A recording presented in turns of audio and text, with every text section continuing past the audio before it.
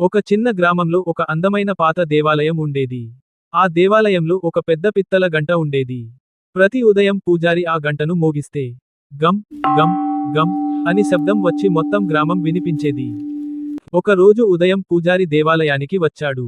గంట మోగించడానికి చూశాడు. కాని గంట కనిపించలేదు. గ్రామం అంతా ఆశ్చర్యపోయింది.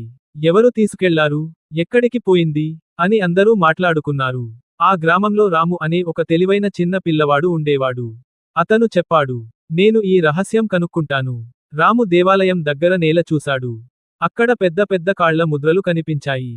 రాము ఆ ముద్రలను ఫాలో అయ్యాడు. అవి గ్రామం బయట ఉన్న అడవివైపు వెళ్ళాయి. అక్కడ ఒక పెద్ద కోతి చెట్టు మీద కూర్చుంది. దాని చేతిలో ఏముంది తెలుసా? దేవాలయ గంట. కోతి ఆ గంటను ఆటలాగా మోగిస్తూ ఉంది. అందుకే రాత్రి సమయంలో కొందరికి అడవిలో గంట శబ్దం వినిపించేది.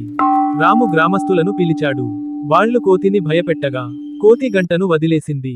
అలా దేవాలయ మాయమైన గంట రహస్యం బయటపడింది. గ్రామం అంతా రామును అభినందించింది.